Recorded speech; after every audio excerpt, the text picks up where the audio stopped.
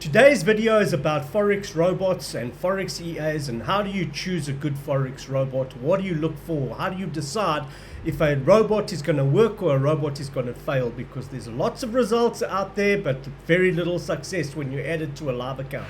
Before I get started on this video, I want you to like this video, I want you to subscribe to the channel, and in the comment section I want you to give me a comment of what videos you want me to make for you, what content you like, okay, what subjects you're struggling with, and I'll make a video for that content. So go ahead and like, subscribe, and comment in the video now.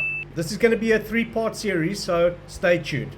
The first thing that you need to look for is when you open up the input section of the EA is to check the settings. What you want to look for is you want to look for this over here, multiplier, and that is going to be a killer for your account. So when you see the multiplier, you already know immediately that this robot is a martingale robot. And if you set it to a multiple of more than 1.0, it means that all consecutive trades that open after your first trade are going to increase in value by that multiple. So let's say you open a trade, your first trade is a one lot. So we're going to put a one lot there. And then if you're going to make this a 1.2, it means that each trade after the first trade is going to increase at a value of 20%. So your next trade will open at a value of 1.20. Then when another trade opens,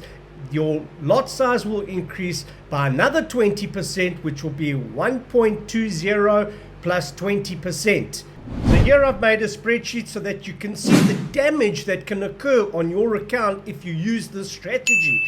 Okay, so if you use a one lot, it's going to be, your next trade is going to be a 1.2. Your second trade is going to be, there you go, 1.2. Third trade, 1.44, 1.78. And after 20 trades, you're going to have a damage of 22 lots added to your account just on that trade. And then if you add them all up, you've got damage of 127 lots on your account. Your account is probably blown at this stage and you've lost all your money. So don't use this strategy. It's going to be an account killer.